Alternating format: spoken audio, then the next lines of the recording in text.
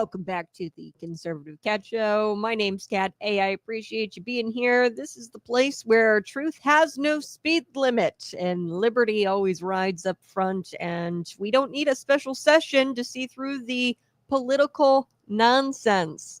That brings me to today's story. Chicago Democrats are now demanding an emergency session to save the Chicago Transit Authority, the CTA, with your tax dollars. I'm going to tell you everything you need to know about that story coming up. And then a little bit later, we're going to be talking about the cut to Big Bird. Big Bird is dead. And really, what we need to do is just save our roads, basic infrastructure, public safety. I say that all the time. That is the business that government should be in: public safety and basic infrastructure. The GOP, the House GOP, Congress, they slashed $9 billion from foreign aid, PBS, NPR, and the Democrats, of course, are having a meltdown over this.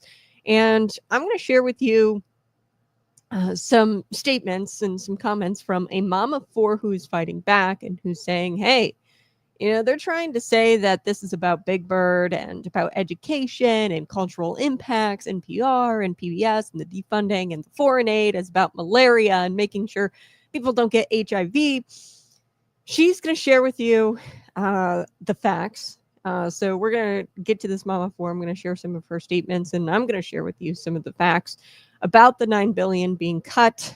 There's a lot of misinformation out there. As always, the mainstream media is out there with their talking points that a bunch of kids in Afghanistan are going to get like malaria or something, and they're crying about it. But I'm going to provide you the truth, the details. So a little bit later as well, we are going to be talking about Pam Bondi. My headphone is not, I don't, I've got ADHD, and sometimes, the sensory, it's just like, I just want the headphones to be on correctly. So Pam Bondi, we are going to get to this a little bit later, folks. I'm having actually a great morning, so I'm not in a bad mood. And, the news today is kind of slow, and, but this is a really interesting story. You're going to get a kick out of it. The Pam Bondi deputy AG. Now, Pam Bondi herself, which I find fascinating, but her deputy attorney general is meeting with Epstein's partner in crime. Now, why do you think that is? Throw it in the comment section. Let's get into today's story, and it's brought to you from the crowded, crime-ridden, budget-hemorrhaging north side of Chicago today, where a Democrat state senator, Mike Simmons, and every time I think of Mike Simmons, there's a few senators who I think of, and like automatically I think of like crazy bills. Like once you start covering this stuff, you'll see or learning about this stuff, you'll see senators, and when their name comes across the screen or they're in the news, all I can think about when it comes to Mike Simmons is this piece of legislation he had that was just so stupid, where it was like you couldn't euthanize your dog. Or your cats. Like it was like anti-euthanizing your dogs and cats. Okay, and sometimes shelters, they use their discretion. Okay, when a dog comes in, when a cat comes in, if it's not going to have a quality of life that it should, you kill it. Right? It's a mercy killing. That's what we do as human beings to animals. It's called a mercy killing. And this state senator, I will never forget the bill he introduced when it came to that. I don't think it went anywhere because there was a lot of course pushback by animal control and animal shelters. They did not like this bill at all because it's like, do you realize how many resources we have to dedicate to a 14-year-old dog who has cancer, and you're saying that we can't euthanize the dog? We're not going to be able to function as an animal shelter if we don't have the freedom to euthanize our animals when we, people are out there killing puppies, you know what I mean? And okay, maybe you get a bad actor or two who says, well, we're just going to kill these animals for room or for shelter room.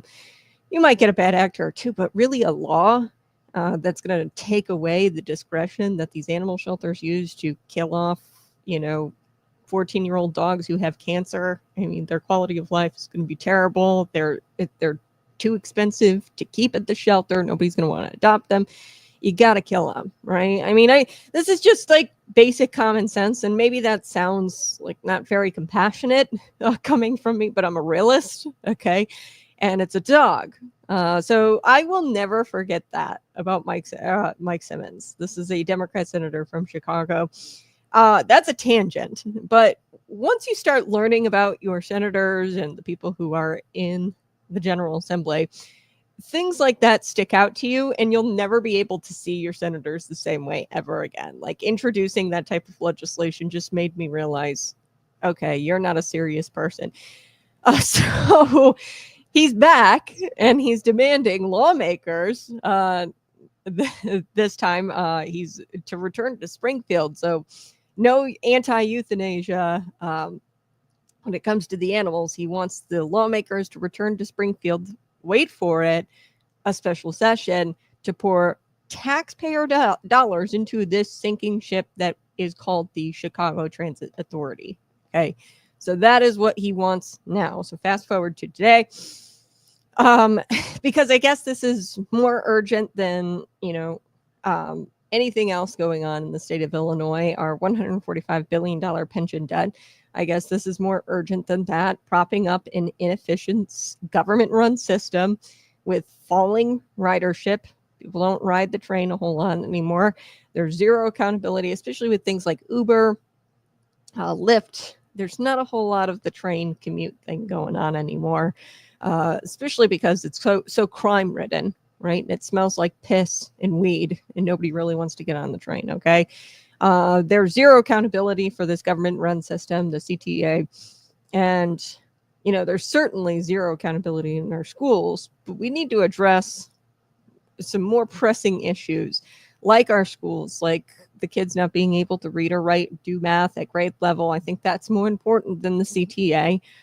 There's a mental health crisis. There's a crime epidemic. There's a fentanyl crisis. I think all of those things are more important than the CTA and, this inefficient government system that's bleeding dollars. I could name 1,000 things that are far more important than the transit system in Chicago. Okay, so let's dig in. Senator Mike Simmons, proud Democrat from Chicago, he stood at a CTA ribbon cutting ceremony this week and called for an emergency session of the Illinois General Assembly. I'm going to take a sip of my tea. I'm drinking some peppermint tea. I wasn't really feeling like coffee this morning, but I got this mug from Target as like a joke. It says, ask me about my pronouns. Ask me about my pronouns. I don't have any. My pronouns are freedom. Okay. And yeah, I have no pronouns. So give me a second. I'm like parched this morning. Okay. So General Assembly. Let me get back to the story. He wants an emergency session. And he wants to shove more taxpayer cash into the pockets of the transit system. The people who run the transit system are getting paid very handsomely. And they are leaking money faster than a Pritzker diet plan leaks calories. Okay, so you know how you're supposed to have a diet, like a calorie deficit should be like, 1,500, 200, or 2,000 calories, something like that. For somebody of Governor J.B. Pritzker's side, I'd say somewhere around 2,000 calories would be fine for him. But this is leaking taxpayer cash into the pockets of the transit system, leaking money faster than Pritzker's diet plan leaks. He would probably be like, I could get away with 4,000 calories today. Who cares if I just add couple thousand calories that more than I'm supposed to for my diet plan. So I want to quote Mike Simmons here. He says, quote, we need a special session today, not next month, not in the veto session. So the veto session is in the fall, sometime fall veto session. So he wants one today. Sir, the CTA doesn't need a special session. It needs a special audit.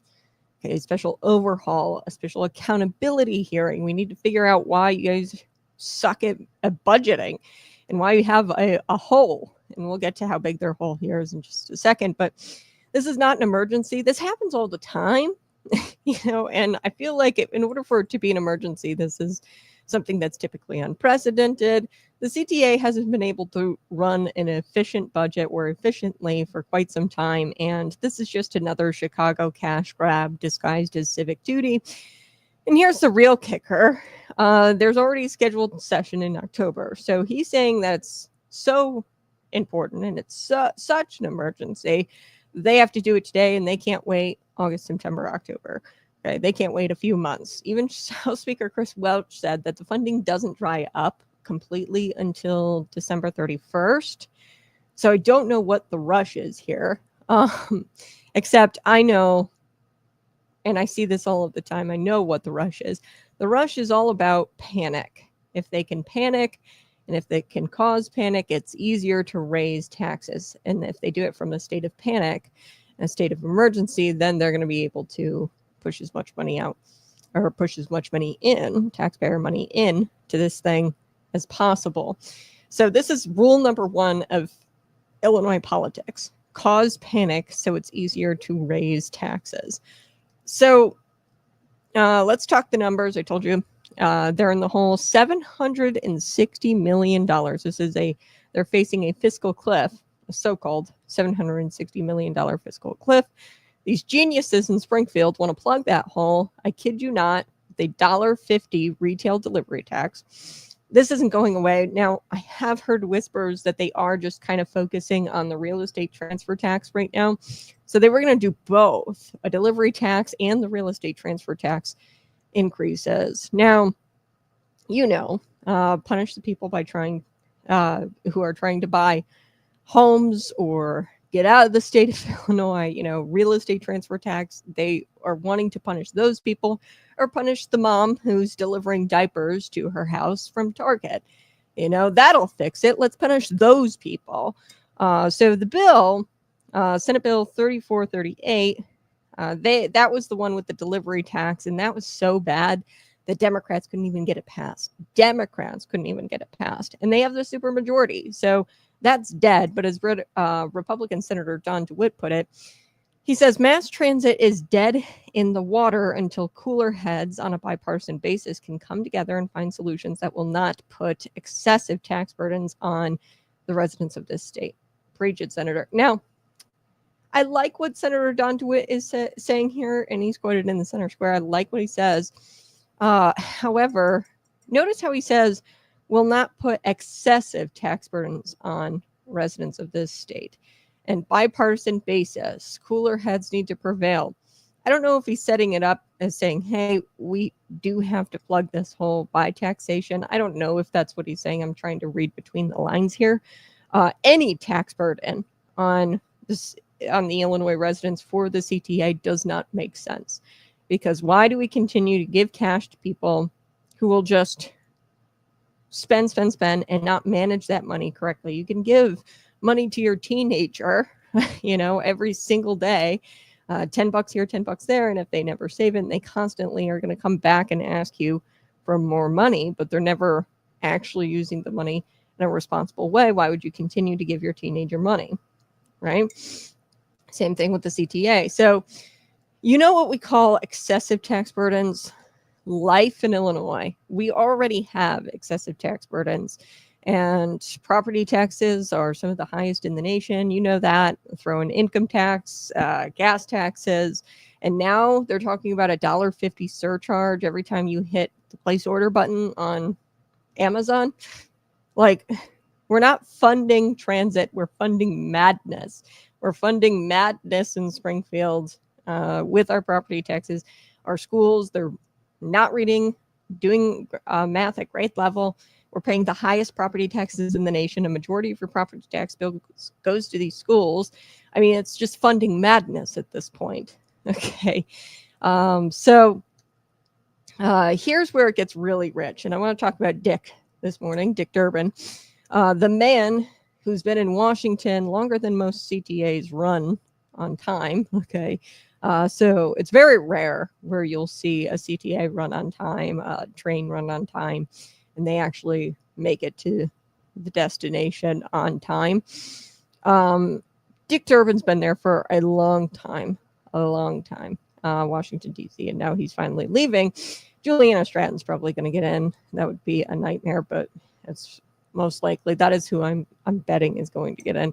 Now, of course, I'd be voting for the Republican, whoever enters that U.S. Senate race, but we'll have to see. Anyway, so Dick Durbin, he shows up to this ribbon cutting, and he takes credit for federal funds that he secured 8 years ago. 8 years ago. Okay. So he said, quote, "I'm not going to brag on that because it was your tax money that we were bringing home." Yeah, too late, Dick. You already bragged. Okay. So he started talking about these federal funds that he brought to CTA 8 years ago. Number one, that is not a flex. Number two, like you said and acknowledged, it is our tax money. That is not something that you brought home. It's the fact that we paid for it. So get this. He also hijacked Donald Trump's slogan, which was hilarious. He says, quote, "I believe bringing dollars home makes America great again." Sir, the slogan is not about pork, funneling pork, transit projects, pork transit projects. That is not what Make America Great is all about.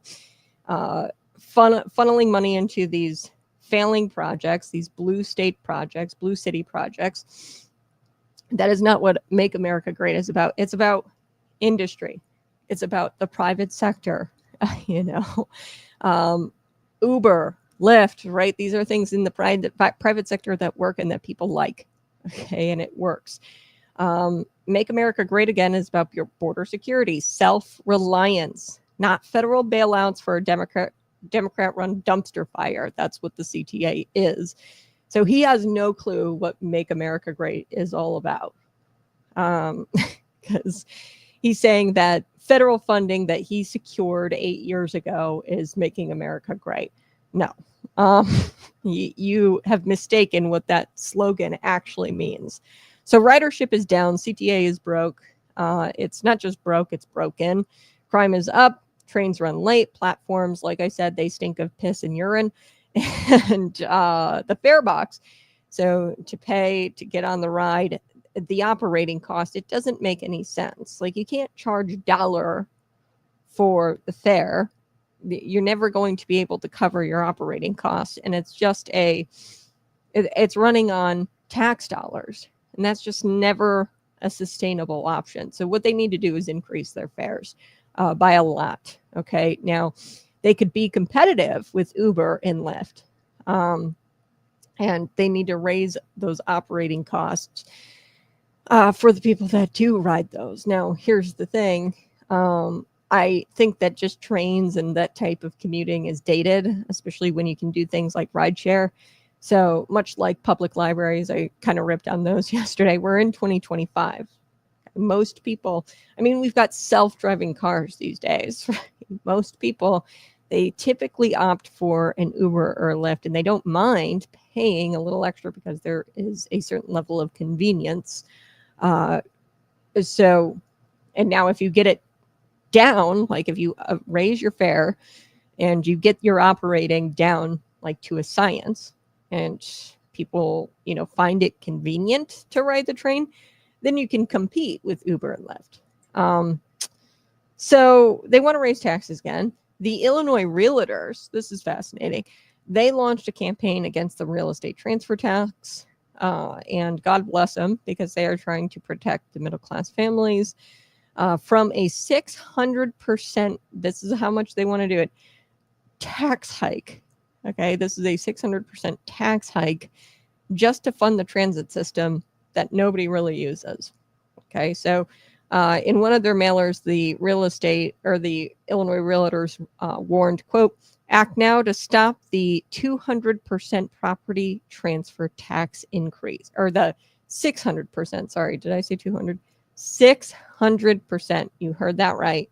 That's not a tax. That's economic arson. They are increasing that transfer tax by a whole heck of a lot.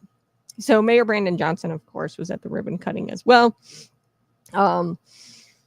He's progressive to the core, communist, socialist, and he stood up and he repeated the old chorus: "We need transportation. We need the transportation system to be fully funded." Mayor, you can't even fully fund the police department. You can't fix your school systems. The kids can't read at grade level or do math. Our kids can't even get to school without getting carjacked, okay, on their way to algebra class. That's how bad it is in Chicago. A lot of the kids in the school are running drugs for the illegal immigrants who crossed illegally into this country, border jumpers, okay? So a lot of the kids are little drug mules in the schools. So, I mean, you got bigger problems than I think trains that nobody rides, okay? So, and every time they say we have to fully fund something, that just means that's government speak for we're coming back for more later. So always remember that when you hear a politician say, we have to fully fund this thing, that just means that they're going to come back for more later. So maybe if the CTA spent less on things like diversity, I'm sure there's a billion diversity directors making 100 plus K an hour or 100 plus K a year. Maybe if they spent less on those types of people, PR firms, and they focused more on the rail cars, clean platforms, making sure it's nice and clean and convenient. If they, took the job seriously, then we'd talk. Okay, but they're not even taking the job seriously. They're charging like $1 for fare. I don't know how much the fares are nowadays, but I know it's not enough. They got to charge more for the fares, for your operating costs. And then you got to get rid of the diversity consultants, okay, and actually operate. So let's zoom out. I like to do these biblical perspectives. I'm going to take a sip of tea here.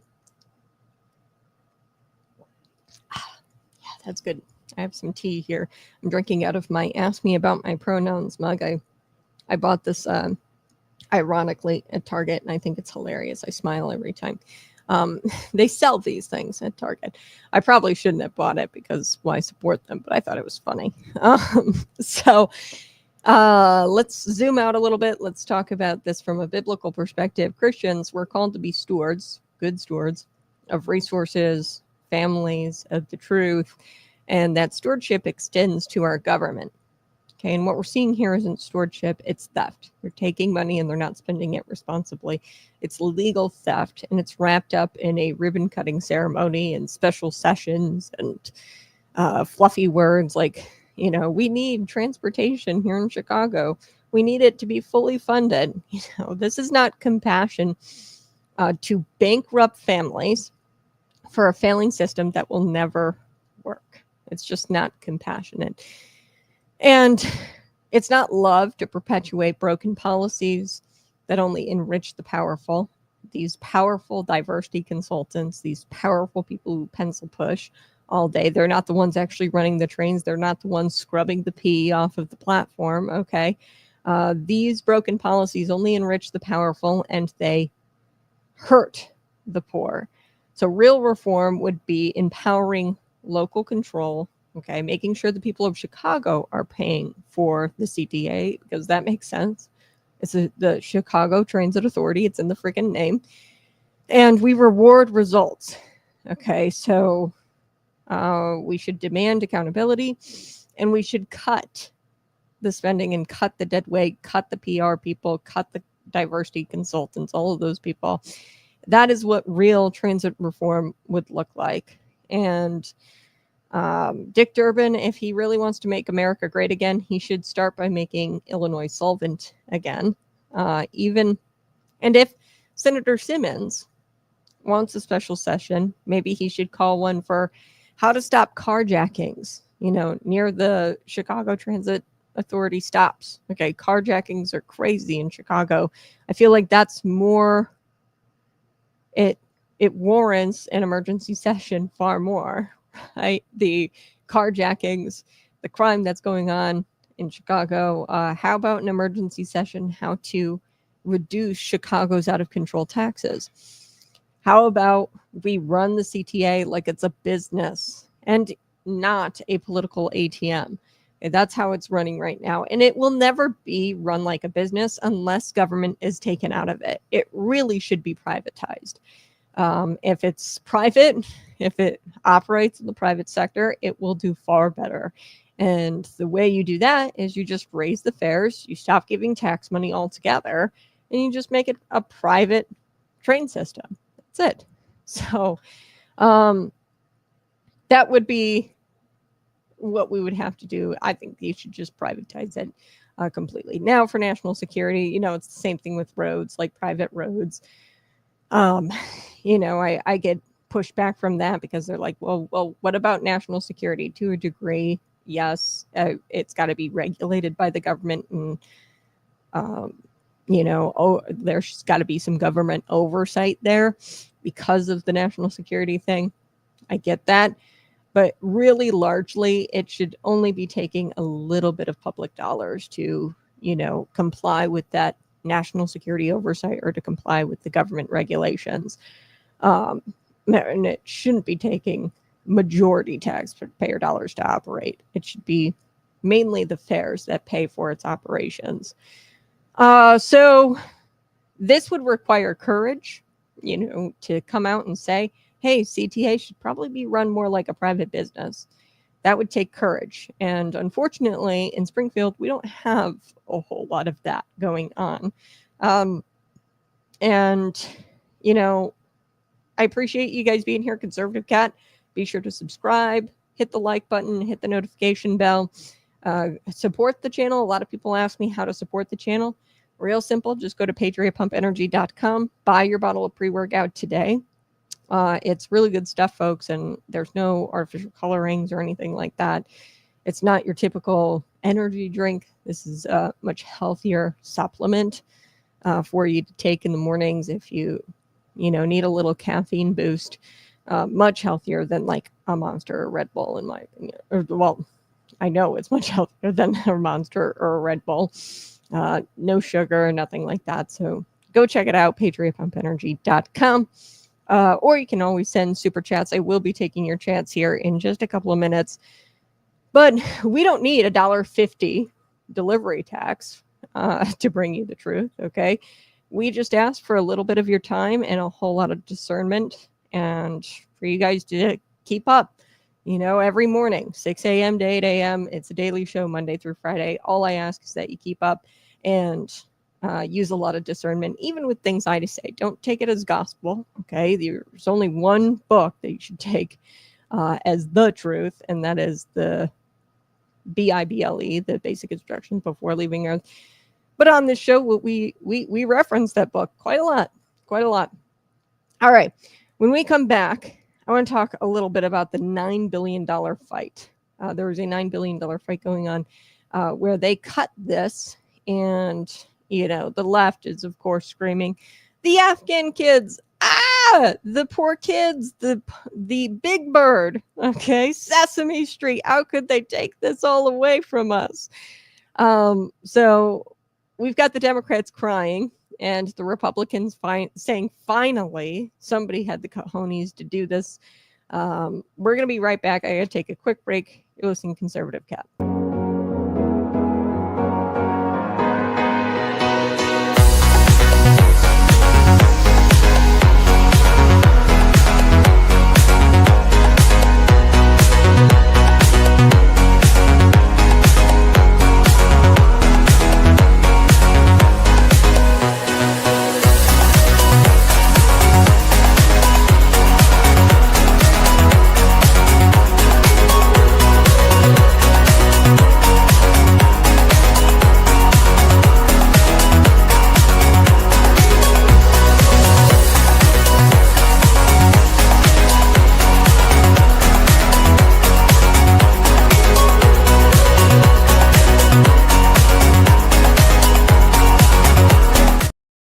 Hey, good morning. Go ahead and smash that like button. Share this out with your friends. We've got quite a few things to get to this morning, so I just want to jump right in.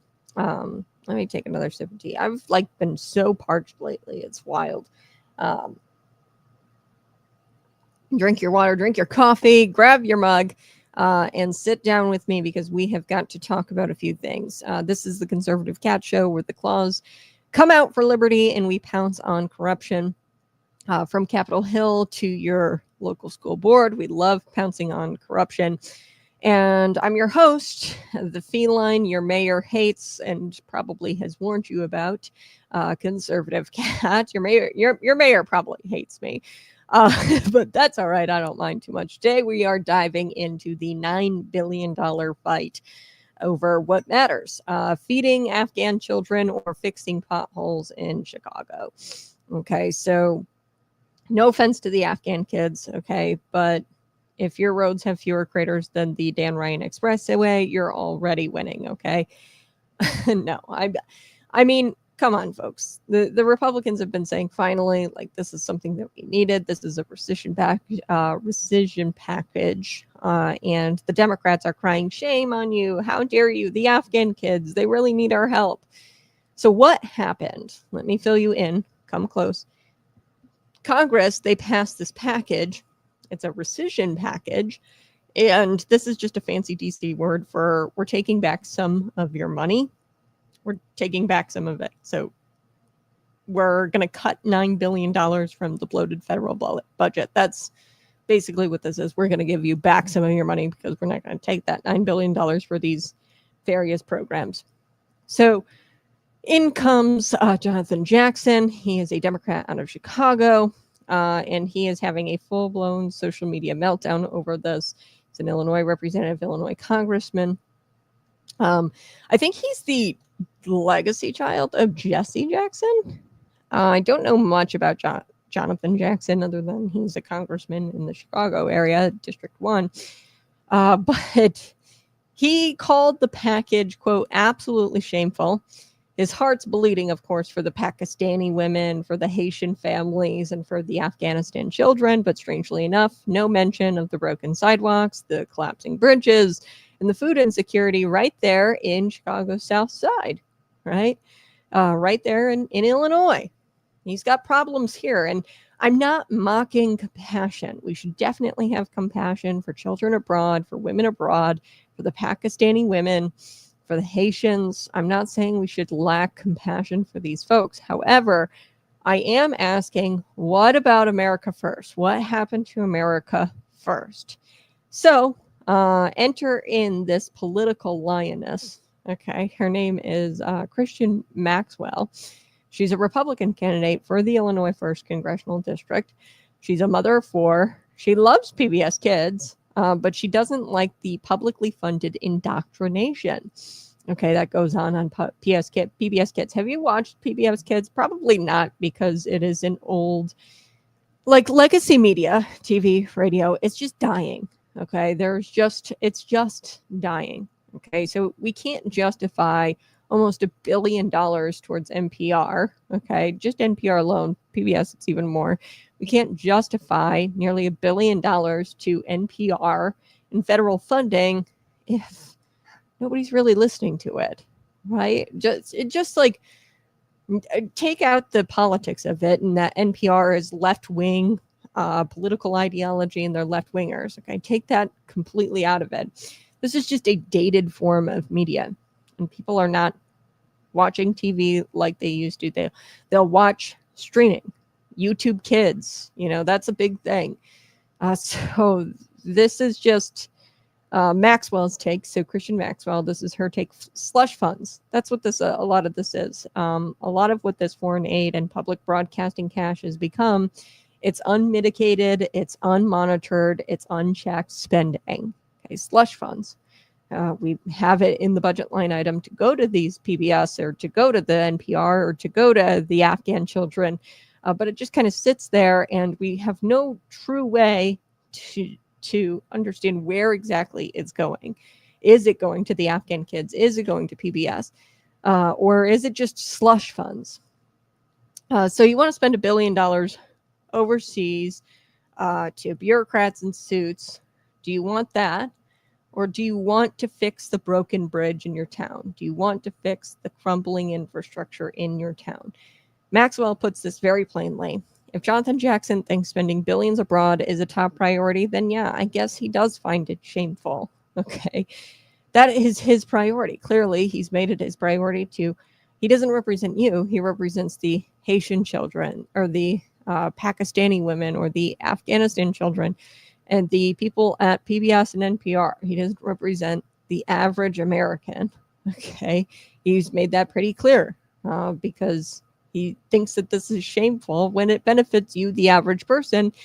And it's not good for, yes, of course, Afghanistan children, but a lot of those things like I said, they could just be slush funds and they're not even going to the places they say they're going anyway. So Maxwell, she hit another nerve, public broadcasting. She brought this up. She's a mom. She said that her kids love Sesame Street. And who doesn't love Big Bird? Me. I actually have never liked Big Bird. I thought it was weird um, as a child. One thing that my parents did, they never really lied to us growing up. And, in the future, I think my kids, I don't think I'm going to do things like Santa Claus or anything like that if I were to have children. I just don't feel comfortable lying to them. My parents never really lied to me. No, they didn't say anything about Santa Claus. They didn't take the position that he was real or not real until I became like 6 or 7, and then they but I never really believed it because my parents never pushed it that hard that Santa Claus is real. I really don't like, this blending of a Big Bird being a person and an animal at the same time. Like, this is an imaginary character. Like, you can have fun with pretend, but it's got to be very clear that this is pretend. And I think that a lot of parents, they don't mind lying to their children. The enemy lies enough. I don't think that we need to be lying to our children. And I don't know, things like Sesame Street, Big Bird, a lot of these cartoons, they just straight up lie to children. And I just don't agree. I've always been sort of a realist, and I think it's because my parents they let us have fun and pretend, and be creative. However, they did not straight up lie to us or allow us to watch things that blended reality and fantasy. Okay, and I think that's what Big Bird is. I think and Sesame Street. It's like this weird blend of reality and fantasy, and I think that we're just lying to children. Anyway, so sorry, tangent. But I'm just not that big of a fan of Big Bird. Some people are, and I'm not. A lot of people love Big Bird. I just don't. Okay, so here's the twist. Big Bird is now a Trojan chicken for an ideological drift. Okay, so the Corporation for Public Broadcasting, CPB, which funds NPR and PBS, was originally meant to be bipartisan. Today, we might as well have an MSNBC for toddlers. If you've watched Sesame Street as of late, okay, it is not what it used to be. So this is MSNBC for toddlers. We're talking drag queen story hours. We're talking Elmo dressed up as a transvestite, okay? We're talking climate alarmism. Before they can even tie their shoes, the Big Bird's on the TV talking about how the world is going to end because of climate change. Okay. So this is like really bad for children. There's cartoons who are talking about race theory, critical race theory, and the Illinois taxpayers are forking over $1.2 million to Illinois public media. Okay. Just in 2024, $1.2 million. Now, being somebody who's worked for NPR as an intern, I didn't make nearly as much, but I was off a full-time job. I know for a fact that these reporters are getting paid far more than industry standard. Okay, this is where, if you were to go to journalism school and you wanted to leave college and make the most money, you would go into public broadcasting. Okay, that is just a fact. Everybody knows that. You'd go into public broadcasting because that is where you make the most money. Okay, now get this, the $1.2 million for Illinois public media, that wasn't for their operating costs, that was for non-operating costs. So that's bureaucratic talk for don't ask. Don't ask what we're spending that money on. It's non-operations, but it's $1.2 million that the Illinois taxpayers forked over. So public universities are also subsidizing. So we don't even really know how much these public broadcasting companies get because the public universities are also subsidizing their on-campus media stations. So your tax dollars are being twice laundered before, they reach your kids' screen. Your tax dollars are really dedicated to this public broadcasting thing, and they don't like the cuts to it because they're losing their propaganda or their ability to propagandize the children, their ability to share their narrative. Okay, and notice how Only Democrats seem to be upset about the cuts to public broadcasting. Okay, you don't hear Republicans up in arms about it. So if you ask Jackson, this Jonathan Jackson and his allies, why that's okay, why is it okay for us through our public universities, on top of the $1.2 million that we gave to Illinois Public Media for 2024, not for operating costs, non-operating costs, who knows how much they're getting. If you ask them, why do you think this is okay? They put you on a guilt trip and they say, oh, Big Bird, he's going to teach the kids about malnourished orphans, from across the world. And how could you, cancel Big Bird? Maxwell, Christian Maxwell, she's an Illinois congressional candidate. She's not having it. She said, quote, don't exploit Big Bird. She's quoted in the Center Square. And moms abroad to advocate for your blank check bank accounts. Okay, so they're exploiting this. They're exploiting you in order to get you to fork over your tax dollars and not say anything. And then on top of that, they collect donations. Okay, private donations, NPR, PBS, they'll collect private donations. These people are making a ton of money. So let's go deeper. The $7.9 billion in foreign cuts. So we're talking about that rescission bill, rescission bill. It was $9 billion in cuts overall. 7.9 of that is in foreign aid cuts. Jonathan Jackson, the Illinois congressman, talks about this, and he says, people are going to lose food, medicine, and hope. So he says that the rescissions bill spares critical.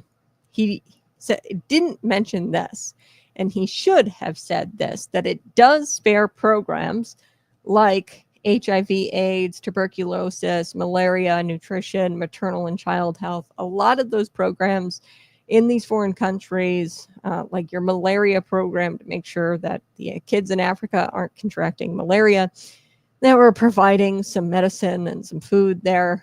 A lot of those types of programs are spared. Okay, these are what are considered critical programs. And that isn't even, what is included in the 7.9 cuts. So unless Jonathan Jackson thinks that Pakistan's gender equity training seminar is more important than eradicating malaria, he's crying wolf. Okay, he's crying wolf. He's saying that this is going to lose people hope, and this is a big deal. It's really not a big deal because the critical programs are still intact. What we're talking about are the gender equity training seminars that are happening in these foreign countries. We're not talking about getting rid of malaria in African children. So what Maxwell understands is that the aid is more than money. Okay, it's more than just money going to these foreign countries for X cause. Okay, it is influence. And that influence comes with no strings attached, and we're just cutting checks to questionable regimes.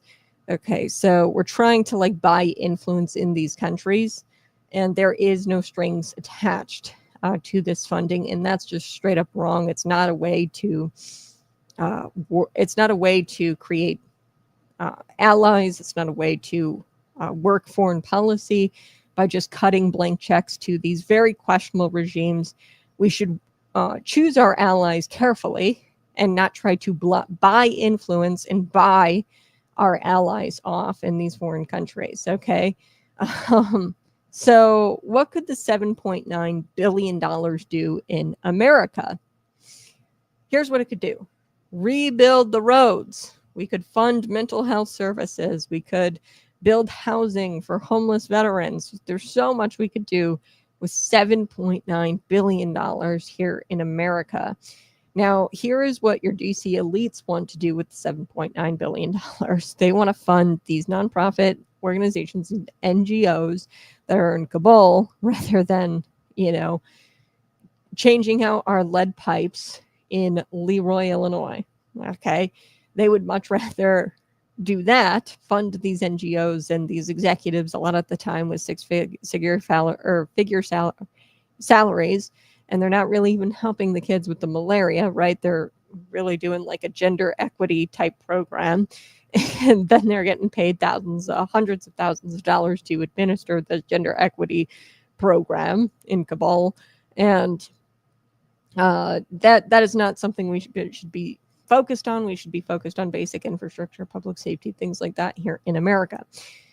So let's talk about the word shameful. You know what's shameful, Congressman Jackson? That Chicago has dozens of schools with no air conditioning, by the way. That is still a thing in Chicago, where you have schools that are operating without air conditioning. And we are sending money to nations that love to burn the American flag. And we are sending money to nations without any kind of strings attached. And we're trying to buy influence from countries that don't like us, and countries that have very questionable regimes. So the families in Englewood can't get a safe park.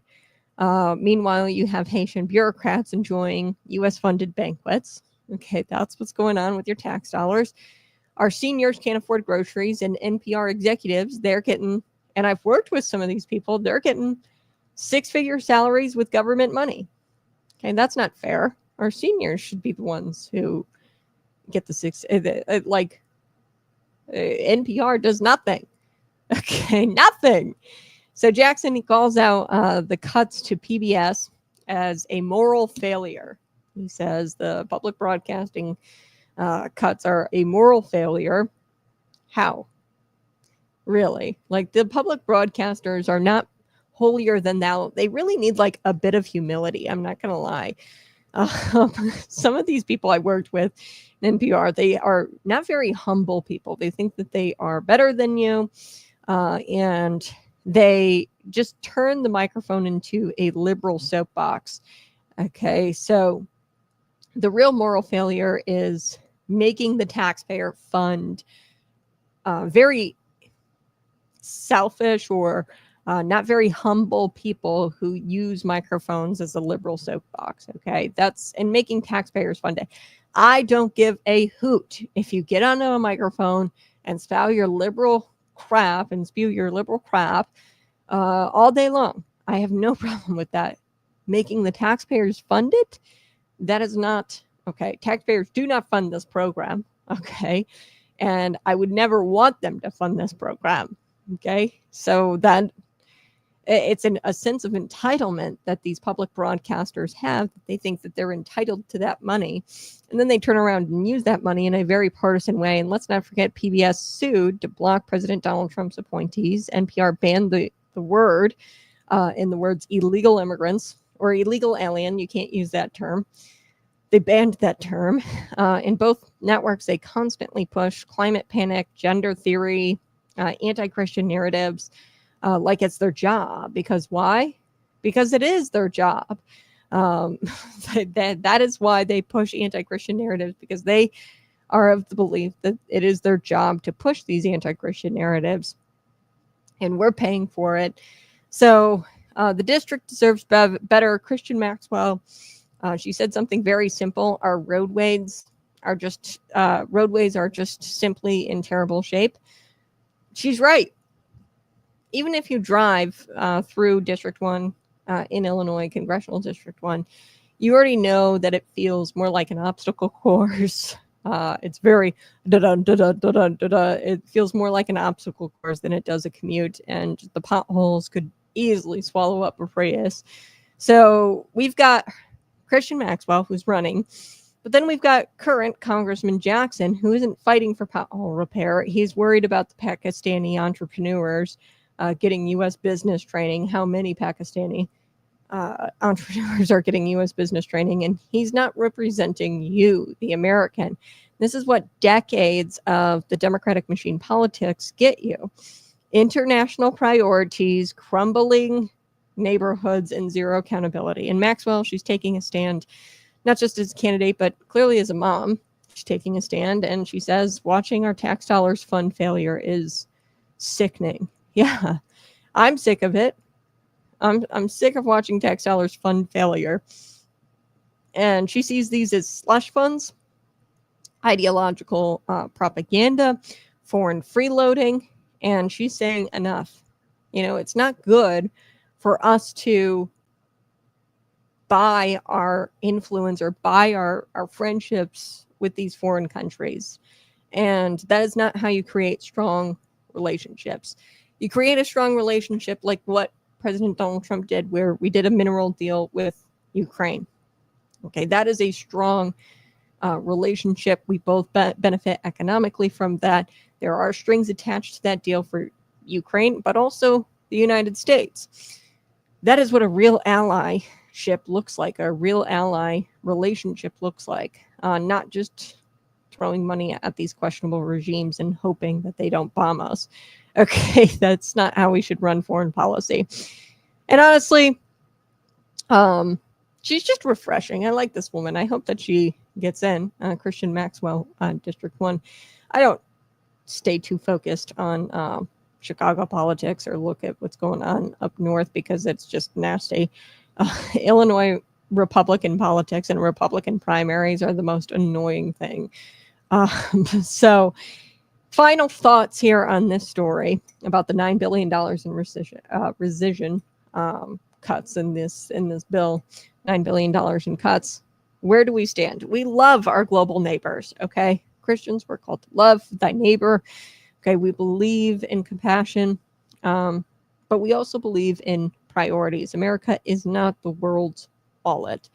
Okay, you don't leave your hungry children. Okay, you wouldn't leave your hungry children to go feed someone else's hungry children. Okay, like think about that. If you had kids starving at home, would you take the little food that you have and go feed somebody else's kids? No. We shouldn't fix roads in Haiti until we fix, the roads here in Illinois. Representative Jackson, he says that the rescissions package is cruel, that this bill is cruel. And I say, no, it's actually the first sign of fiscal sanity that we've seen in a while, probably in my lifetime.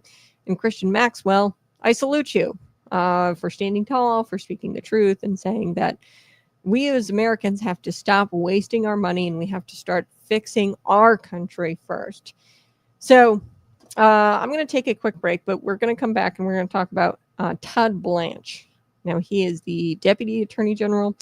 I want to get to that this morning because he is going to go hang out with Ghislaine Maxwell. That is Jeffrey Epstein's partner in crime.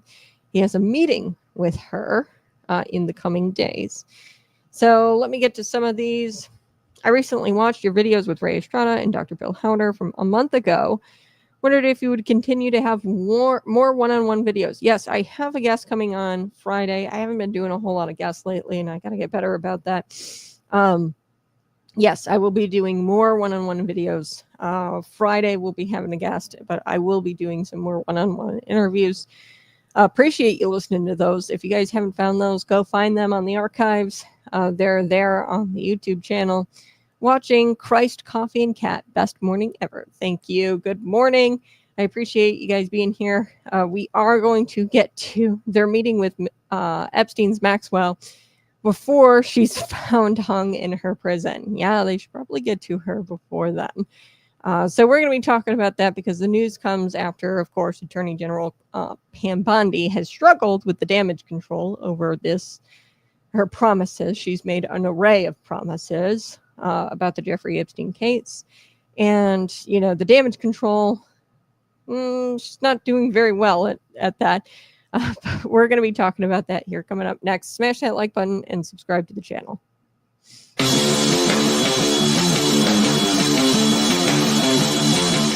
Welcome back to Conservative Cat Clips, and this is the show that gives corruption a name, a face, and a one-way ticket to exposure. I'm Kat, and today we are taking a really hard look at the unholy alliance between Michael Madigan and the unions he used like pawns in his political empire.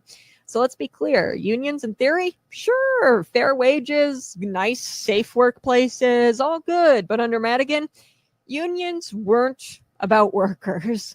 They were about votes, money, and absolute political control. Let's dig into it, shall we? Madigan built a fortress of influence using public sector unions, especially teachers, electrical workers, laborers, AFSCME, How'd he do it? Easy. He passed contracts that favored unions with big raises, ironclad job security, and pension sweeteners that simply Illinois could not afford. That's why we have the pension debt. Okay. In return, those unions pumped millions of dollars into campaign coffers, nearly 10 million from AFSCME alone, mostly directed to Madigan's machine-approved candidates. You get the contract, I get the cash, the taxpayers get screwed. This is a corruption carousel that we are on. It sounds familiar. Look at Illinois' pension crisis. Over $130 to $140 billion in pension debt and counting. Madigan and his union pals made promises that the state could never keep up just to win short-term votes. That's why we're in the pension crisis, stupid. Now we're stuck with the bill while they enjoy six-figure retirements at the age of 55. This wasn't just about money, though. Madigan used unions to intimidate the opposition. If you ran for office without a union backing, they'd swarm your district with mailers and door hangers and smear ads, and it's impossible to win if the union is backing said candidate. And they'll use the union to swarm your district, and you could never win against a Madigan machine-approved candidate. And this still goes on today in many areas of Illinois. You didn't run against Madigan, you ran against his union army, and it's still the case today. And then it's changed a little bit. Maybe it's unions and a little bit of nonprofit sector as well. In many areas of Illinois, you didn't run against Madigan or a Madigan candidate. You ran against an army. The best examples of this is in 2018, Madigan's campaign machine sent union-backed operatives to attack Democratic reform candidates. Okay, yes, even people of his own party. Okay, if they dared question his ethics or if they dared run against one of his handpicked puppets, they would go and they'd send union-backed operatives to go and attack Democrat reform candidates. Not quite literally, but, you know, the door hangers, the smear campaigns, all of that. And they had the money to do it because they kept getting the contracts from the government, from Madigan. And he had all the money in the world to do it because he kept getting the money from the unions. It's just this carousel, and you just keep getting screwed as a taxpayer. So don't forget about the shady deals. One union-linked lobbyist said that he felt obligated to hire Madigan's people just to get access to Springfield. That's not representation. That's racketeering with a pension plan. Okay. Now, even with Madigan under indictment and facing sentencing, he has 22 counts of corruption. Those union ties still linger. The same union leaders that backed him for decades, they're still sitting pretty. They're still funding candidates who won't touch reform with the 10-foot pole. None of these candidates want to touch reform with 10-foot pole. Nobody's really denounced Madigan's political machine. Governor J.B. Pritzker surely hasn't. And this has been Conservative Cat Clips, reminding you that unions have become political weapons when solidarity becomes code. Solidarity is code. That word is code for corruption. And when the taxpayer is left holding the bag, that's not labor. That's a scam. Okay. Michael Madigan may be out of office, but his legacy lives on with bloated budgets, crony contracts, union bosses who still pull the strings from behind closed doors. And here's your homework, my folks, in Illinois. Follow the money, follow the endorsements, follow the corruption, because it always leads back to the same machine. This has been Conservative Cat Clips. Good morning. I appreciate you. And do you have your cup of coffee this morning? Because you are going to need it. We are talking about a lot of things this morning. First, I want to start with the Deputy Attorney General, Todd Blanche. He announced yesterday morning that the DOJ anticipates meeting with the convicted sex trafficker Ghislaine Maxwell in the coming days. So he's meeting with Epstein's partner in crime. So this news comes obviously as Attorney General Pam Bondi. She's been trying to do some damage control over this array of promises she's broken about the Jeffrey Epstein case, and the damage control and like the whole story is kind of fizzling out anyway in these recent weeks. But Jeffrey Epstein, we know that he was convicted of procuring prostitution, a girl below the age of 18 in 2008, and was facing sex trafficking charges up until he died, according to authorities. By suicide, he died by suicide in a Manhattan jail cell. Did he really die by suicide in a Manhattan jail cell in 2019? I don't think so. That's according to authorities. The minute worth of video that was blotched out that Attorney General Pam Bondi gave us was questionable. Anyway, so Maxwell, she's serving 20 years in prison for her involvement in the pedophile Jeffrey Epstein's crimes. Okay, so Blanche, in a statement on X, he, through Bondi's account, by the way, through Pam Bondi's account, acknowledged that President Donald Trump, who objected to his supporters' fascination with the Epstein case, I wouldn't say that we're fascinated with the case, okay? Donald Trump has tried to make it sound like we're fascinated with Jeffrey Epstein. We're not fascinated with Jeffrey Epstein. We want to know who he trafficked humans to because he was being charged with human trafficking. It's much like drug dealing. You know, who was the drug dealer dealing drugs to? Those people should be arrested as well for abusing drugs and using drugs, illegal drugs, much like human traffickers who they were trafficking the humans to. Those people should be held accountable under the law. Anyway, so obviously Donald Trump has objected to his supporters being interested. I wouldn't say that we have a fascination with the Epstein case, but he had his Donald Trump, of course, has ordered full transparency on the matter. Blanche, he writes this. He says, President Donald Trump has told us to release all credible evidence. If Ghislaine Maxwell has information about anyone who's committed crimes against victims, the FBI and the DOJ will hear what she has to say. So in the coming days, he's supposed to meet with her. Therefore, at the direction of the Attorney General Pam Bondi, I've communicated with counsel for Miss Maxwell to determine whether she would be willing to speak with prosecutors from the department. And he says, I anticipate meeting with her, Maxwell, in the coming days. So the move happens just days after Bondi. She took unprecedented steps of seeking to unseal grand jury testimony against Epstein, another move seemingly at the direction of a frustrated President Donald Trump. So she's hearing our cries. That's what this story is all about. They're hearing our cries. They're hearing our frustrations, and with our interest in the case, they are hearing this. Despite Donald Trump coming out several times and being expressing frustration, he believes that there are bigger matters to tend to. He took to Truth Social to demand the release of the sealed documents as far as the grand jury testimony goes. And he wants those unsealed, and he took to Truth Social and demanded the release of that. I've said it before on this show. I don't know how much pull Pam Bondi has as the Attorney General. Perhaps Tulsi Gabbard or some of these intelligence agencies would be able to unseal these court documents, unseal this before Pam Bondi would ever be able to. So maybe that is who has the power to actually unseal these court documents. The court filing signed by Bondi reads this.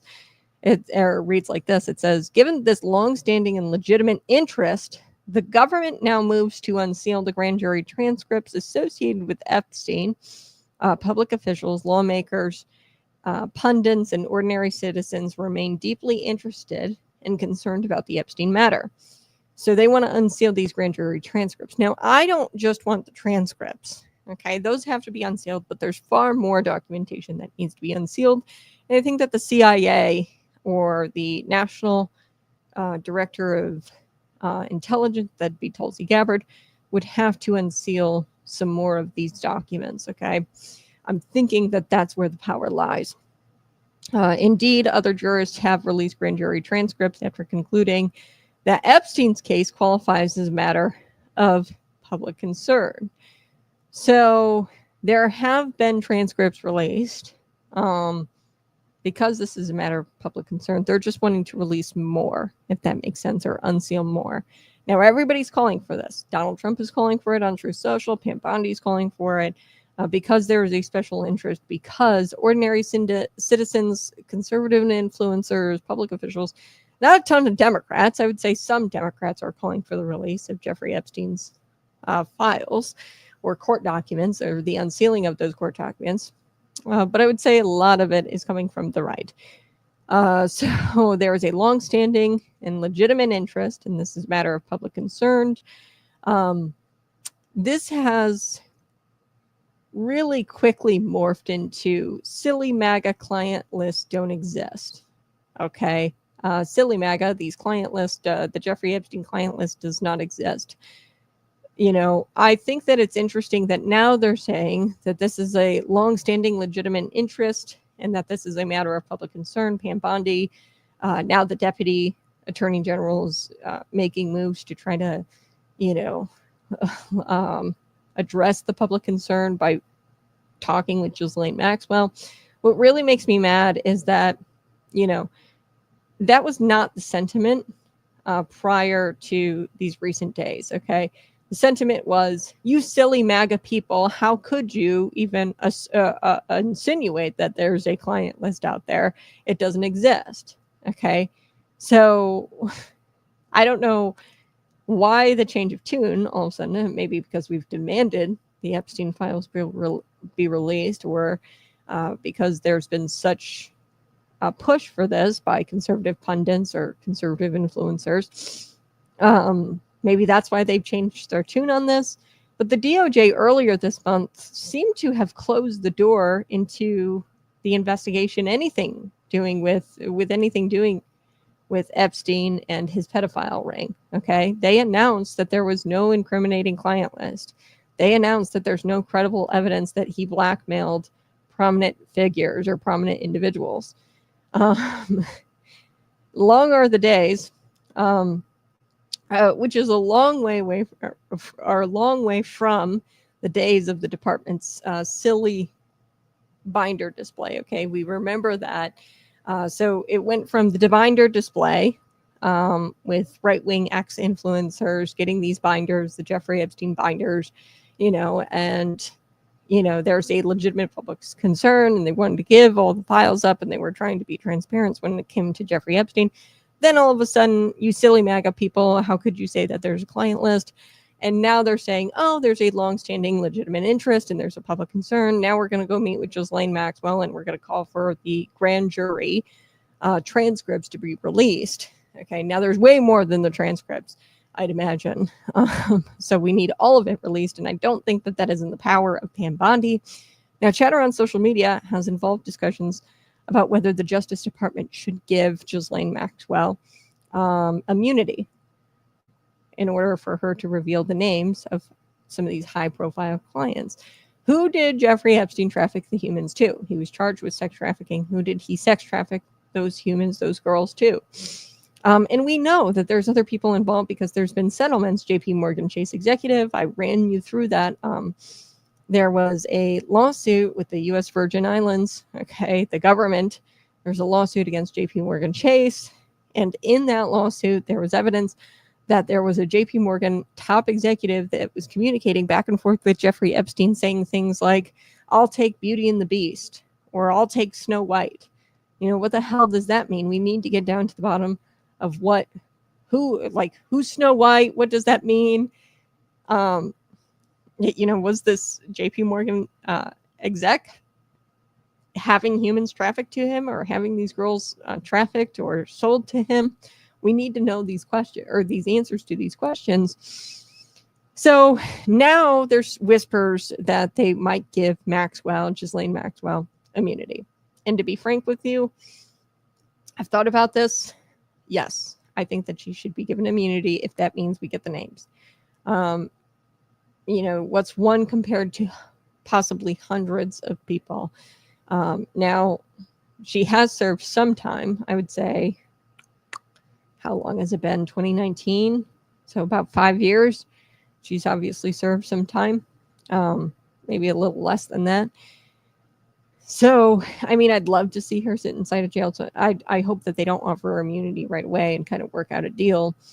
But they'd have to offer her protection too, so she'd probably go into witness protection for the rest of her life, potentially. So, I mean, is she really free?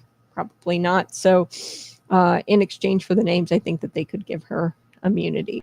I would not be totally opposed to that. Now, Epstein's former lawyer, Alan Dershowitz, agreed with that suggestion, saying that Maxwell were just given use immunity. So, use immunity is, conditional.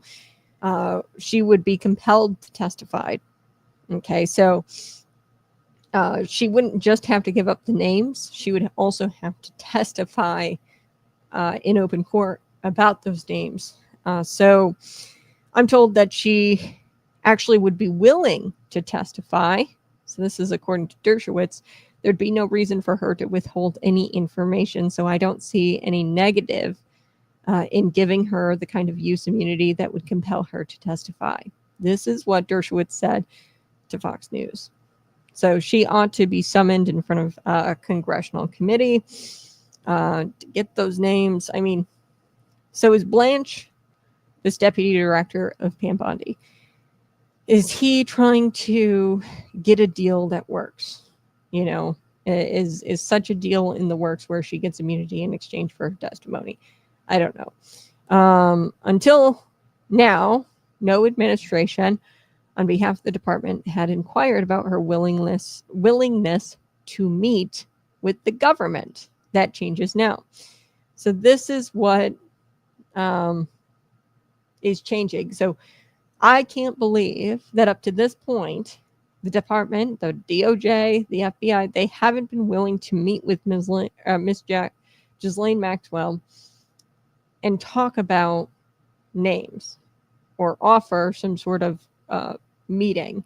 Okay, so I find that's really, really strange. The Biden administration, of course, didn't do this.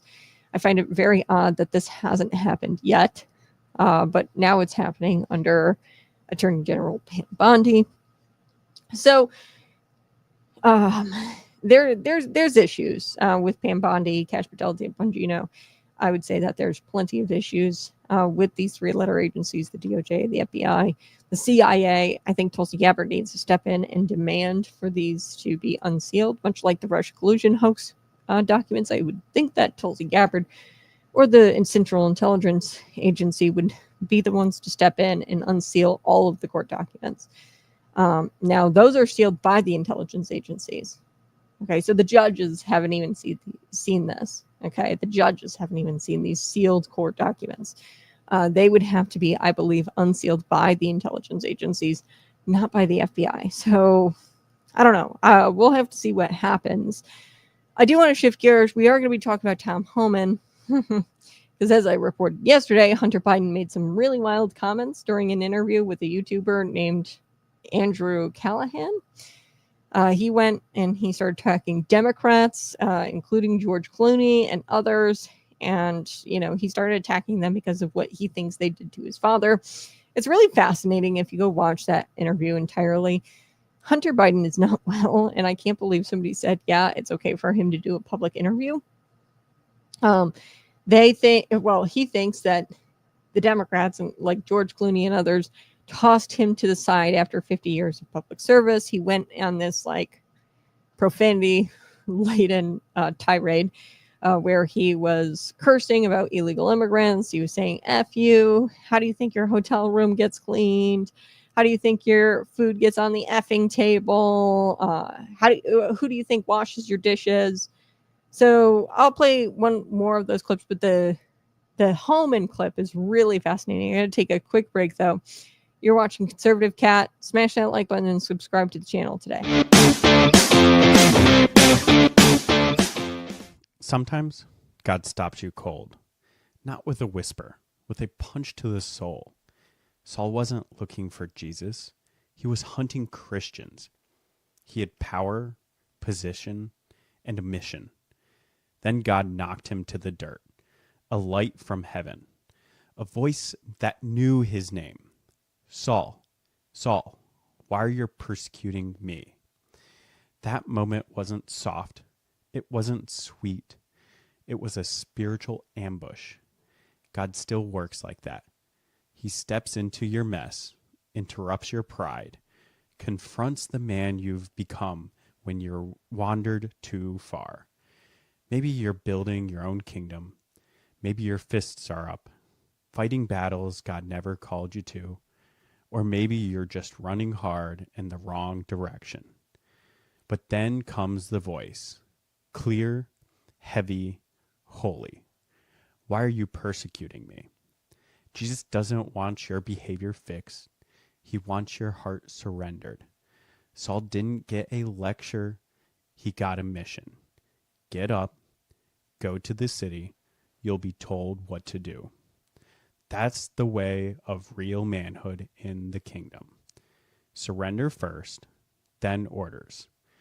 You don't need every answer right now. You need to obey the voice. Follow the light. Rise up off the dirt and walk the road God lays out for you. Some roads break you to rebuild you, and that's exactly what Jesus wants. You want to train like a warrior? You need fuel like one. Patriot Pump is clean, powerful pre-workout that won't let you quit halfway. Just like the mission God gives you, it's not about the hype. It's about the grit. Fuel up, lock in, get after it.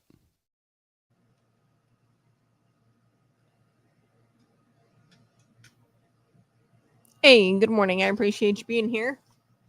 Smash that like button, share this out with your friends. Sorry, I was getting some of my clips together. I do want to also get to Jon Stewart's response to Stephen Colbert and his cancellation. Now, look, folks, Stephen Colbert was not worth $40 million, and I talked about this already a little bit this morning.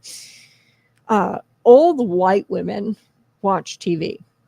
Okay, just ask anybody under the age of 35 if they watch TV or watch these late night shows.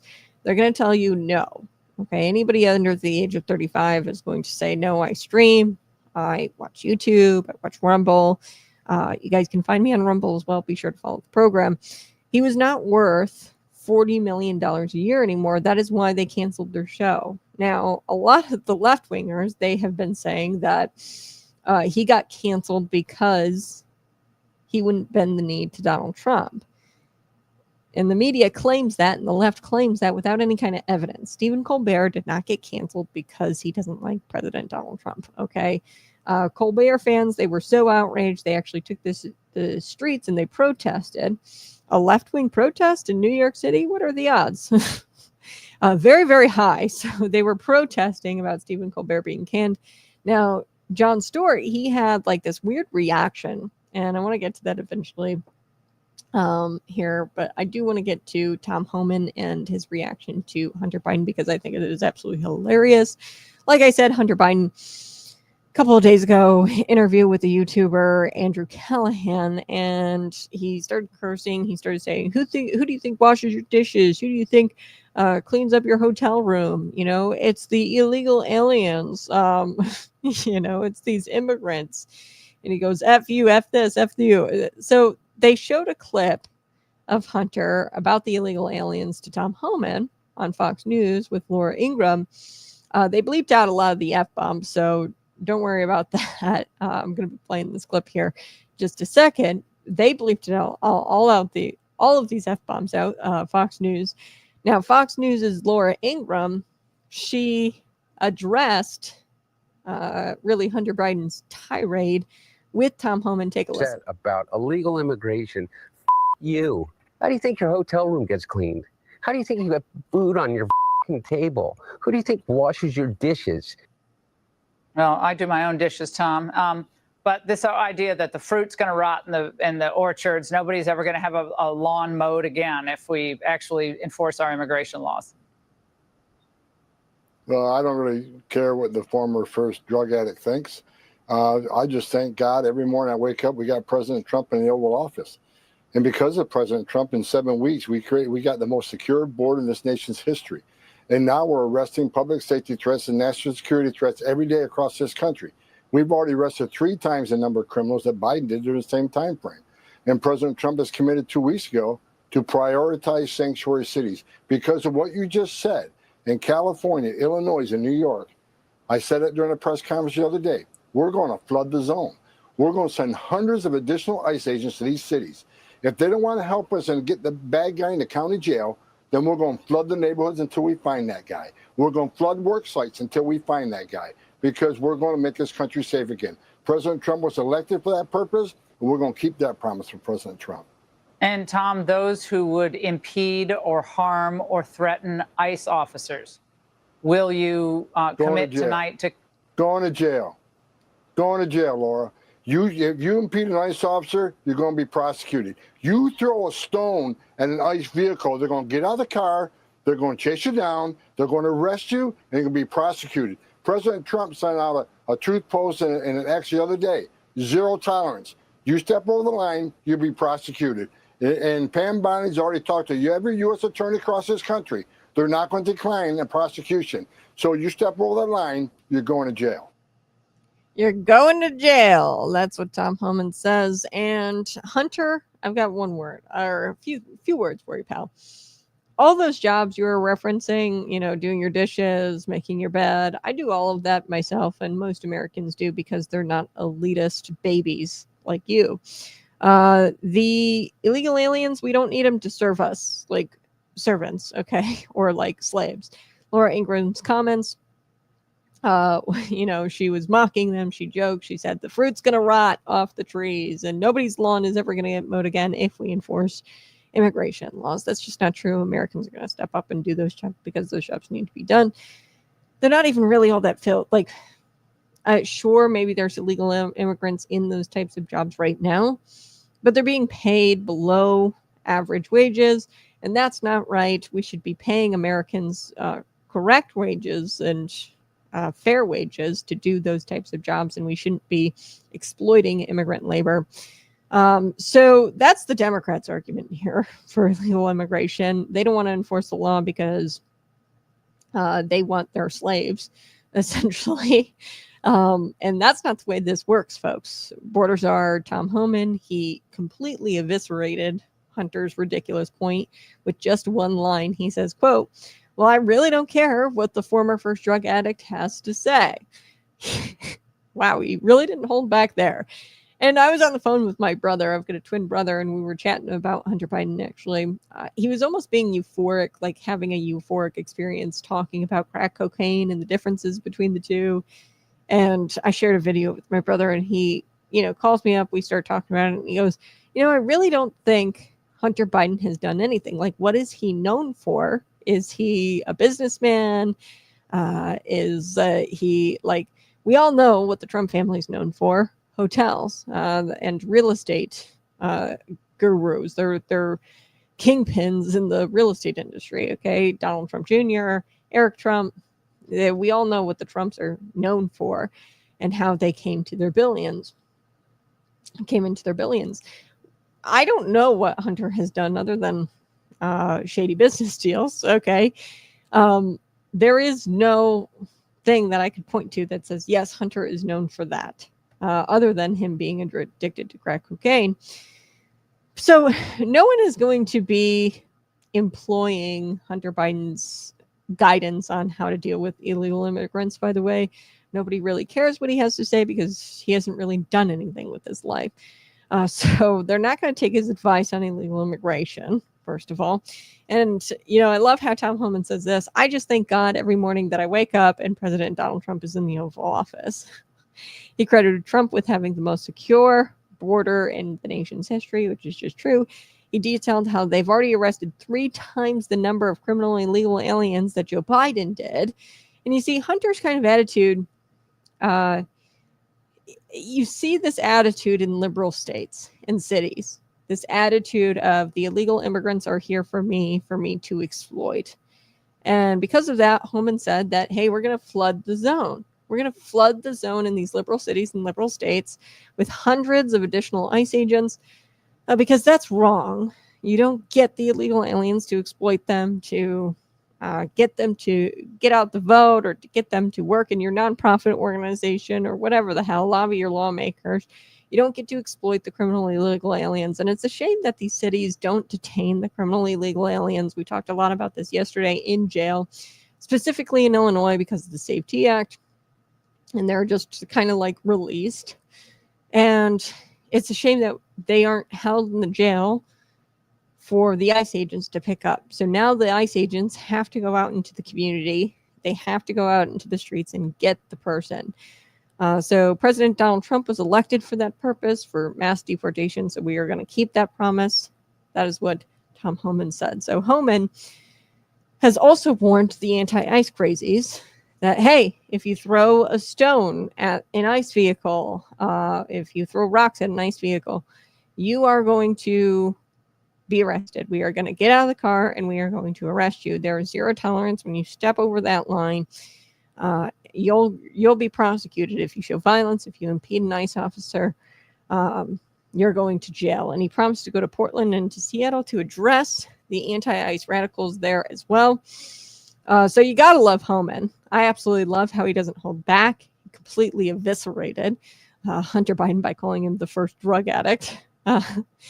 He's like this old-time cop, you know, who sees his job. He goes and gets his job done, and he knows what his job is, and he punches in, punches out, and no spin, no fluff, nothing like that. So he's not spewing from, he's not going to let the elitists spew their garbage and let Hunter Biden stand in his way. He's not going to let that kind of stuff get to him, where Hunter Biden says, you know, who do you think puts food on your table, or who do you think cleans your dishes?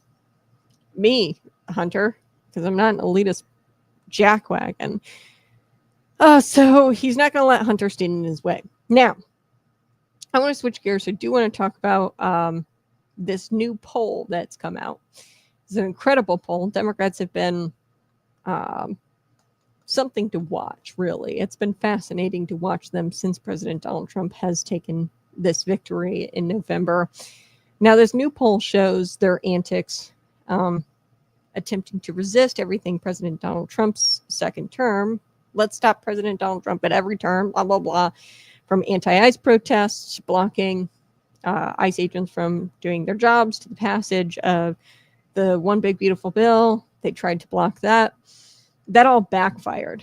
Okay, so it's really interesting to watch these Democrats resist President Donald Trump and just completely fail every single time. The anti-ICE protests, they fail. The blocking of the One Big Beautiful Bill, where Hakeem Jeffries got up there and like did a long speech to try to delay the vote, that backfired. Okay, so this new poll, it's an I&I TIPP Insights poll. Okay, so I'm just telling you the name of the poll. Found that most voters see the Democrat Party as too radical. And the likes of AOC, Representative AOC, parading around with this radical Muslim socialist Zohran Mamdani around Washington, D.C. after his victory in New York City, that Democrat primary race, the mayoral race. It's probably no wonder why a lot of Democrats in the party feel like they're too radical, okay? When you see AOC prancing around with Zohran Mamdani and you hear them speak, of course you're going to think that the Democrat Party is extremely radical, because it is. But people like veteran Democrat strategist James Carville, he has been sounding the alarm about this. I hate James Carville, can't stand that guy. But he's been saying that the Democrat Party is being labeled as Marxist. And he even went as far as to say that Mamdani's primary victory is, quote, potentially damaging. It's a potentially damaging event. So let me ask you this. When asked, do you think the Democrat Party has become too radical in its views and policies? I'm going to conduct my own poll here. And you guys can throw it in the comment section. Hi, I appreciate you being here. We are talking about the poll here where Democrats are deemed too radical. Like, this is a legitimate poll, and this they took over 1,000 respondents or something like that over the course of a couple of days. So it's a quick poll, but it's a legitimate poll, and it's a good one. So the answer to this question, I'm going to ask you for your answer. Do you think the Democrat Party has become too radical in its views and policies? Throw your answer in the comment section. Here's what the people in the poll said. 45% of all poll respondents said yes. That's nearly half of the respondents, okay? While 36% said no, and the other 18% said they weren't sure. Okay, so that can be expected. Party affiliation resulted in different results, they had differing thoughts on the matter. So it depends on who you ask. So people, who identified as Democrats or who identified as Republicans were also asked this question. Among Democrats, for instance, the 64%, so a lot of people said no when they were asked this question, do you think the Democrat Party has become too radical? 64% of Democrats said no, but 22% of Democrats said yes. Republicans, obviously quite different. 73% of them said yes, the Democrat Party has become too radical. Independents were at 40%. So 40% of independents that were asked that question said yes, and 33% said no. And there was a 27% among independents that said not sure. So the group dived deeper into the numbers, and they found that more than 1 in 5 Democrats believe that their party is too radical. Okay. So the same group asked this question. So this is a poll that was taken, and they asked another question on top of, do you think the Democrat Party has become too radical in their policies and views? They asked this question: should Democrats in Congress work with President Donald Trump when possible, or should they focus on resisting his agenda? Up to this point, a lot of Democrats have just been resisting Donald Trump's agenda with the anti-ICE raids and the anti-ICE protests, okay, that have been happening in LA or Chicago. They also blocked the big, beautiful bill, Hakeem Jeffries getting up there and trying to stall the bill and the passage of the bill. Okay, so they're not really working with the president on his agenda as of right now. But this group asked, should Democrats be working with President Donald Trump? Now, get this. This is so fascinating. Among all respondents, 46% answered work with President Donald Trump. 19% said resist Trump. So a majority of the people want to work with President Donald Trump. A sizable 26% said depends on the issue, and 9% said not sure. Okay, so I'm reading these results to you because this is really important stuff. That was all respondents. Okay, so 46%, a majority of people, just in general, not Republican, not Democrat, just Americans, they believe that you should work with President Donald Trump's agenda. Okay, summed up, this means that an overwhelming 72% would like to see Democrats cooperate with President Donald Trump in some sort of way. Okay, so 46 plus, 26, this sizable 26% says depends on the issue. So if we add those numbers together, that's 72% of these respondents said that they'd like to see Democrats cooperate with Donald Trump. So you can't get much, 72% of people to agree much on anything. Okay, a lot of people are saying you need to cooperate with President Donald Trump, at least on some level. Okay, at least on an issue by issue basis, at the very least. Okay, and just 19% said resist all Trumpian initiatives, resist Trump's agenda. Only 19% of people want to resist President Donald Trump's agenda. Okay, so the online national poll, like I said, it was conducted within a couple of days, and it consisted of 1,421 respondents. These 6 months have been crazy. We have seen Democrats attacking law enforcement officers outside of these detention facilities. We have seen them railing against deportation initiatives of illegal immigrants. And we can't forget the minority leader, Hakeem Jeffries, the Democrat from New York, attempting to stall President Donald Trump's One Big Beautiful Bill vote by doing this really never-ending speech. He was stalling vote by getting out there and speaking for a long period of time before it eventually passed. So they are resisting, but only 19% of people want to see the Democrat Party resist like that. Okay, a lot of people, 72% say work with the guy. Okay, so if you need an example of, just how crazy or radical the left has gotten, just look no further than this poll. Okay, the left has gotten so radical that they've completely abandoned the sentiment of Americans and this want for bipartisanship and this want for to work across the aisle. 72% of people want to work across the aisle and want Democrats to work with Donald Trump at least on an issue-by-issue basis. Yes, the Dems have become way too radical. Yes, way too radical. Of course, leftists do not follow the law and are generally U.S. haters and anarchists. Yes. Democrats, radical. Yes. Appreciate you guys tuning in, throwing that into the comments section. Yeah, I mean, I think a lot of people just in general have said, and among Democrats, there was 22% that said that their party is way too radical. But this is the fascinating one. In plurality, so Americans overall, 45% of these poll respondents had said, yes, the Democrats are too radical. So, I mean, this is pretty shocking stuff. A lot of people want you to work with President Donald Trump. A lot of people say you're too radical. Even members of your own party, a good chunk of members of your own party say you're too radical. So the Democrats need to evaluate. All right, now I do want to get to this late night comedy issue. So Stephen Colbert, he got canceled. And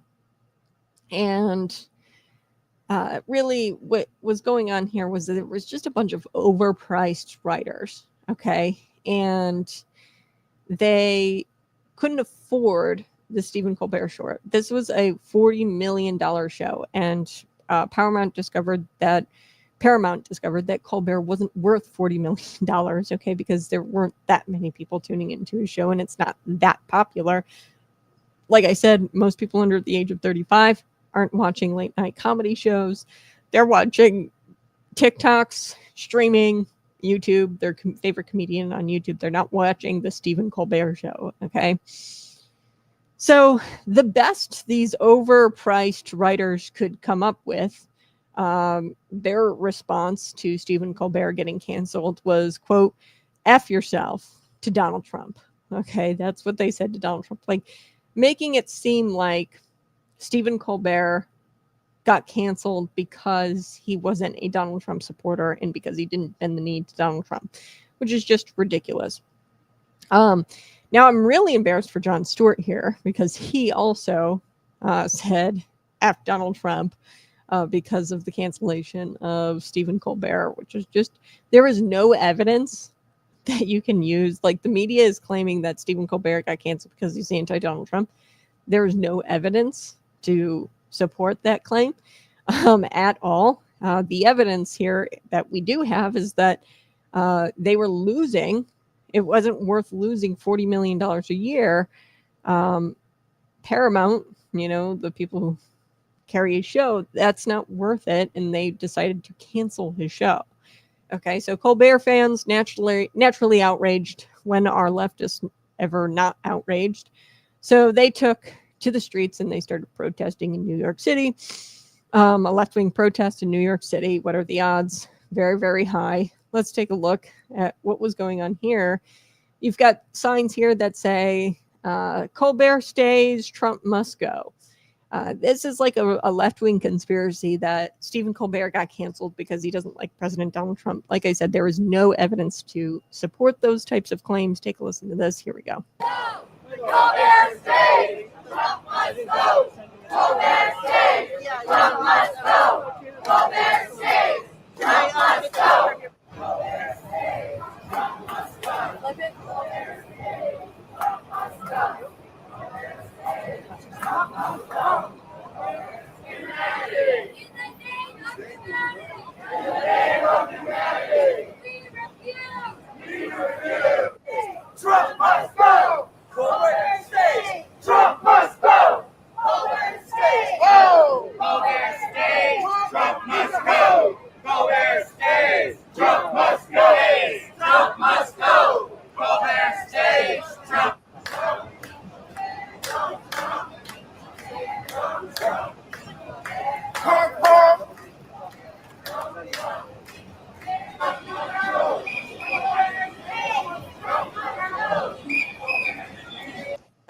gosh. I mean, I don't know, folks. This is just so bizarro world to me. I mean, one of them had a Ben and Jerry's headband on, like a ice cream pint on top of her head.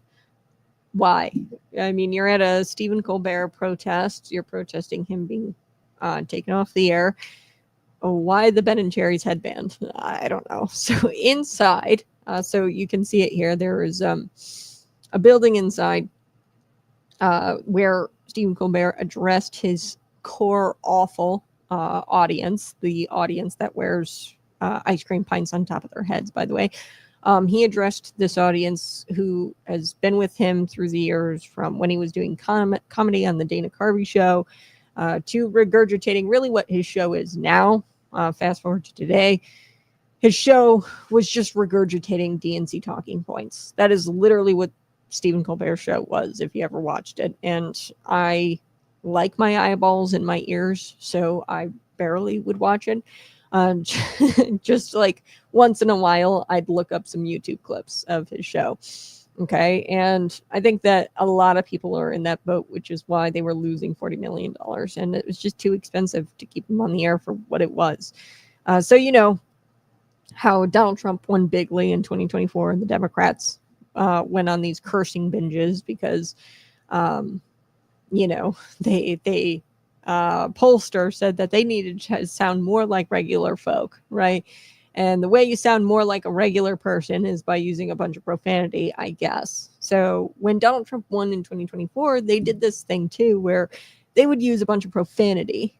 James Carville would do this too. He said, you know, Democrats have to start talking like normal folk, and he would use a bunch of profanity, laden language and things like that to try to get people to think that they're normal, which is just bizarre because most people don't use profanity in the way that Stephen Colbert used it when reacting to his show being canceled. And they definitely don't use it the way Jon Stewart uses it here. So I want to get to his reaction of Stephen Colbert being canceled.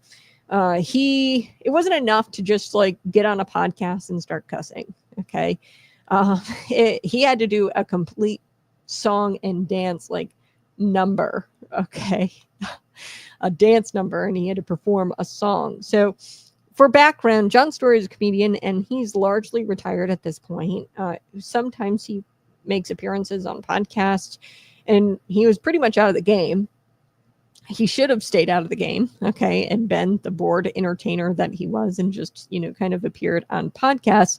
Instead, he decided to come back and reduce himself to this, you know. And I mean, Jon Stewart's sort of funny. I mean, back in 2008, I think he would have been, I mean, imagine showing this clip to Jon Stewart, Jon Stewart back in 2008, and telling him that this would be his future and him in the future. I doubt Jon Stewart could believe his eyes. Take a listen to this, and warning, there is a lot of language in this clip. Here we go. Go fuck yourself! Go fuck yourself! Go fuck yourself! Go fuck yourself! Go fuck yourself! Wait, bring it down. Let me bring it down. Let it be quiet. Fuck yourself! Just go fuck yourself! Everybody! Fuck yourself! Just go fuck yourself! Fuck yourself! Just go fuck yourself! Fuck yourself! Just go fuck yourself! Go fuck yourself! Go fuck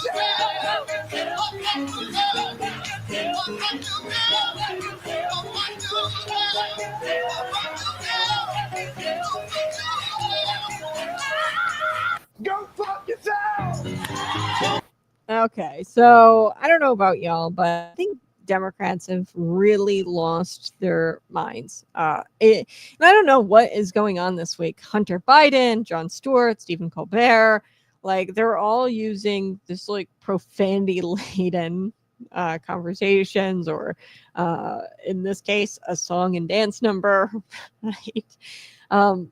And my favorite part about all of this is that these Democrats and the media, they mock the struggles of normal people while rallying around a guy Stephen Colbert, and I showed you guys this clip of the protest in New York City, where they were rallying around. They were saying CBS sucks. They were saying Stephen Colbert is forever, and they were protesting him getting canceled.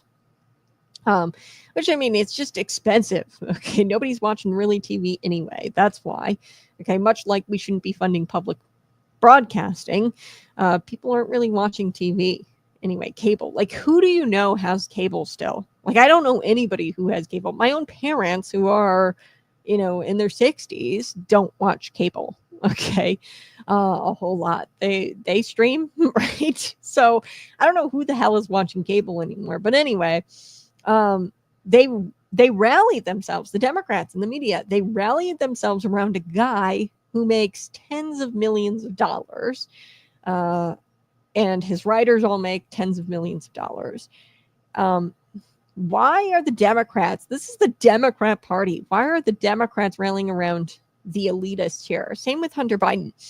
Like, he's rallying around these elitists who use and exploit and abuse immigrant labor. Who the hell is going to make your food in the morning, or your hotel beds or whatever, right? Like, it's just such an elitist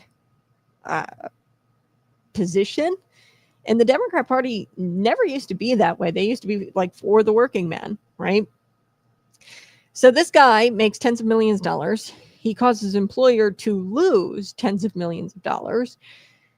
And they still don't understand why they lose elections. Like, they are so tone deaf. They are not like you and I. They are not for the working class. They are not for regular average people. It's like they're so far removed from reality that they're not even participating in the real world. I do have to take a quick break. Who the hell dances like that? Yeah. These people are possessed by the devil. No, actually, I think that these people are. I mean, it's so bizarre. And you never hear Republicans. Like, I've never really heard Republicans come out and use profanity in that kind of way. The way Hunter Biden was using it, the way Jon Stewart uses it, the way Stephen Colbert uses it, they use it from a place of like entitlement.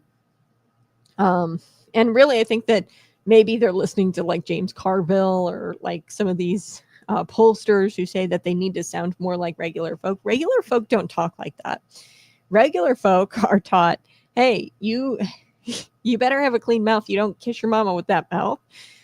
You get soap in your mouth if you talk like that. Regular folk are take the position that, hey, you probably shouldn't cuss like that, and you should probably hold yourself with some class out in public or when speaking in a public forum. So, yeah, I don't know why they go on these cursing binges. And really, I think that you're right on there, La Renaissance. The people are just really evil, and they're possessed by the devil. All right, making fun of church service. Yeah, that Jon Stewart clip was definitely, I think, making fun of church service. Okay, that's going to do it for me today. I appreciate you being here. I will be back tomorrow morning, 6 a.m. to 8 a.m. It's a daily show. Friday, we have a very special guest joining us, so you guys won't want to miss that show. And be sure to subscribe, hit the notification bell, follow me on Facebook, Twitter, TikTok, X, you name it. I'll see you tomorrow.